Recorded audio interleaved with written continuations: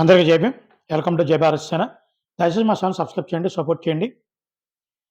ఆంధ్ర రాష్ట్రంలో టీడీపీ, జనసేన చంద్రబాబు నాయుడు గారు అరెస్ట్ అయిన తర్వాత ఈ రెండాట్లకి పొత్తు కన్ఫర్మ్ అవ్వడం జరిగింది. అంటే గతం నుంచి ఊహాగానాలు ఉన్నప్పటికీ పొత్తు కన్ఫర్మ్ అవ్వడం జరిగింది. పొత్తు కన్ఫర్మ్ అయినప్పటికీ కూడా వాళ్ళిద్దరి మీద ఎటువంటి ఒత్తిళ్ళున్నా వైసీపీ వేసేటువంటి వ్యూహాల్లో ఈ రెండు పార్టీలకు సంబంధించినటువంటి కార్యకర్తలు చిక్కుకున్నప్పుడు కూడా అధినాయకులు అయితే ఎక్కడ వాళ్ళ మనోభావాలు దెబ్బతినకుండా, వాళ్ళ యొక్క మనోధైర్యం చెక్కి చెదరకుండా పొత్తు కన్ఫర్మ్ విషయంలో చక్కగా ఉండడం జరిగింది.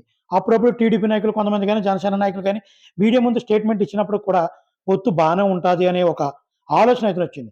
కానీ ఇప్పుడు జరుగుతున్న సంఘటనలు చూస్తుంటే పొత్తు ఉంటుందని చెప్తూ కొన్ని విభేదాలు అయితే అధినాయకుల మధ్యలోనే మనకి వినబడడం జరుగుతుందనమాట. అండ్ అది ఏ విధంగా అంటే వీళ్ళు పొత్తులు ఆల్రెడీ కొన్ని సీట్లు కన్ఫర్మ్ చేసుకోవడం జరిగింది.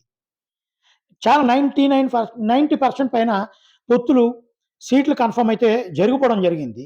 ఎక్కడైతే ఇబ్బంది లేదో వాటి చోట్ల చంద్రబాబు నాయుడు గారు ఏం చేశారంటే కొంచెం ముందుగా ఎందుకంటే ఆయన ఎప్పుడు కూడా త్వరగా ఏదన్నా విషయాన్ని మాట్లాడేటప్పుడు త్వరగా అయితే డిక్లేర్ చేయడు.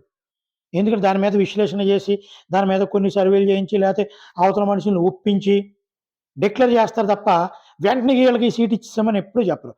కానీ పొత్తులో భాగంగా 2 సీట్లను ఆల్రెడీ చంద్రబాబు నాయుడు గారు డిక్లేర్ చేయడం జరిగింది. దానికి కొద్దిగా పవన్ కళ్యాణ్ గారి మీద ఒత్తిడి రావడంతో ఆయన కూడా దానికి కొద్దిగా ఆలోచిస్తే బాగుండు. ఎందుకంటే పొత్తుల్లో ఉన్నప్పుడు అతను 2 ప్రకటించాడు కాబట్టి నేను 2 ప్రకటించేస్తాను, అతను 5 ప్రకటించాడు కాబట్టి నేను ఒక 5 ప్రకటించేస్తాను అనుకుంటా పోతే 175 అతను 175 అతను చెప్పేసుకుంటారు. ఒకరికొకరు ప్రెస్టీజ్ ఇష్యూలు, ఈగోలు ఎక్కువైపోతుంటాయి. ఎందుకంటే నాకున్న ఒత్తిళ్ళు, నాకున్న కార్యకర్తల నుంచి వచ్చే ఒత్తిళ్ళు కానీ, ఇది ఎమ్మెల్యే క్యాండిడేట్ల నుంచి వచ్చే ఒత్తిళ్ళు కానీ నేను తట్టుకోవాలి కాబట్టి నేను 2 ప్రకటించేస్తున్నాను. అది ఒకరు తప్పు చేశారనుకో దాన్ని సర్దిద్దుకునే విధానంగా రెండు వాళ్ళు ప్రవర్తించాలి తప్ప ఈ విధంగా ఒకరు ఒత్తిళ్ళు వెళ్ళిపోతే పొత్తు విచ్ఛిన్నమయ్యే అవకాశాలు ఉంటాయి.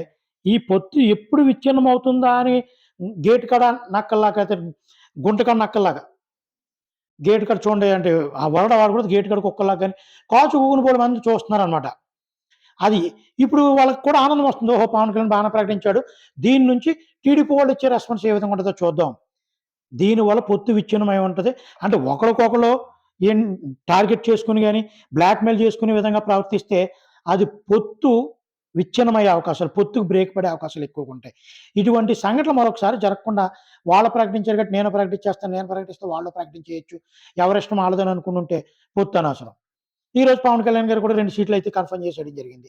ఇదే గనక కొనసాగితే మళ్ళీ చంద్రబాబు నాయుడు గారు మరొకసారి ప్రకటించి, మళ్ళీ పవన్ కళ్యాణ్ గారు ప్రకటించి కార్యకర్తల మధ్యలో ఒక అపోహకు గాని గురైతే, కార్యకర్తల మధ్య ఒకసారి విభేదాలు వస్తే ఇబ్బందులు. ఎందుకంటే ఎలక్షన్కి ఎంతో టైం లేదు, గట్టుకుంటూ ఒక 4 రోజులు, ఫిబ్రవరి మంత్ ఎండింగ్లో ఆల్రెడీ 2-3 వారాల్లో నోటిఫికేషన్ వస్తుంది అంటున్నారు. కాబట్టి ఇప్పటికైనా అధినాయకులు ఆలోచించి కార్యకర్తలు కూడా సంయమనం పాటించి ఎవరో ఒత్తిడి చేస్తున్నారు, ఒత్తిడికి గురైపోతే నాయకత్వం అనేది దెబ్బతినే అవకాశాలు ఉంటాయి. కాబట్టి జాగ్రత్తగా ఉంటేనే రేపు పొద్దుట అధికారంలోకి వచ్చే అవకాశాలు ఉంటాయి. లేదంటే సరా మామూలే. ఓకే, జై భీమ్ అందరికీ. దయచేసి మా ఛానల్ సబ్స్క్రైబ్ చేయండి, సపోర్ట్ చేయండి.